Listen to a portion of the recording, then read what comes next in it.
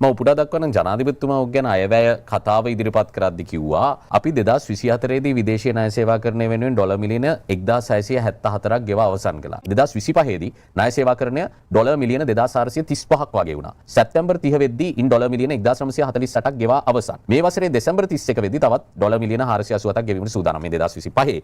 ඒ අනුව 2025 වසරේ විදේශීය ණය සේවාකරණ ගෙවීම 2024ට සාපේක්ෂව ඩොලර් මිලියන 761ක වැඩිවීමක් තියෙනවා. ඒ වගේම 2025 වසරට සාපේක්ෂව 2028 අපිට ගෙවන්න තියෙන්නේ ඩොලර් මිලියන 3259ක් වන නිසා ඩොලර් මිලියන 824ක පමණ වැඩිවීමක් පමණයි වෙන්නේ කියලා 2028 වසරේදී.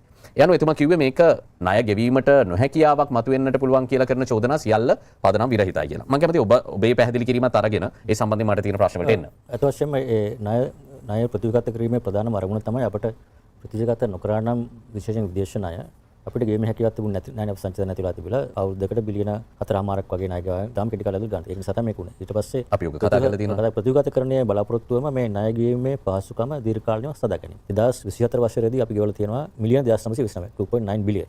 බිලියන් 2929 මිලියන් වල යුස් මිලියන් වල. එතකොට 2025 වසරේ ගෙවලා තියෙනවා 3935 හරියටම බිලියනයක් වැඩි. මම ඉස්සෙල්ලා කිව්වේ 2025 වසරේ විශේෂයෙන් අර සංචිත ප්‍රමාණය අඩු වීමට එක හේතුවක් තමයි 24ට වැඩිය 25 වසරේ ඩොලර් බිලියන 1ක් මහ බැංකුව සහ රජය විසින් ණය සේවා කරන්නට පාවිච්චි කරනවා. ඒක තිබිලා තමයි 6.8ට අපි සංචිත තියාගෙන තියෙන්නේ. එතකොට ඉදිරි වසර තියා බැලුවොත් දැනට තියෙන විදේශ ණය සංචිතෝගය ඉදිරියේදී ගෙවන්න තියෙන ආකාර ප්‍රතිවල්ගත කරාට පස්සේ තියෙන්නේ 2026 වසරේ ගෙවන්න තියෙන්නේ ඩොලර් මිලියන 3271යි. ඒ කියන්නේ 3935න් 271 මිලියන 700ක් අඩුයි 2026 වසරට. හරි. ඊට පස්සේ ඊළඟ අවුරුද්ද 2537යි. 28 දී අර නැවත අර කැපිටල් එකෙන් කොටසක් ගෙවන 28 වසරේ ගොඩක් අය කතා කරන්නේ. ගන්න තියෙන්නේ 3231යි. ඒකත් ගිය අවුරුද්දේ 3935ට වඩා මිලියන 700ක් අඩුයි. 2028 වසරේ ගන්න තියෙන ගාන. ඊට පස්සේ ඊළඟ වසරේ 3386යි.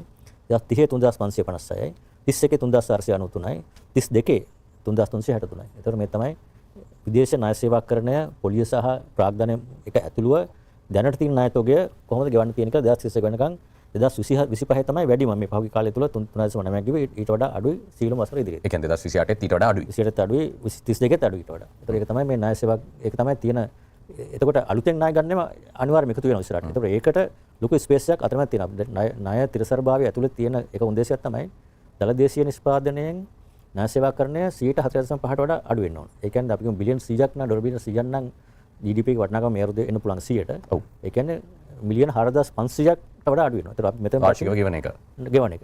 ණය තිරසරභාවය ගෙවන්න තියෙන 3271යි. එතකොට අලුතෙන් ණය ගත්තත් මේක ඊළඟ අවුරුදු 10 තුල එකතු වෙන ප්‍රමාණය එතෙන්ට යන්නේ නැහැ.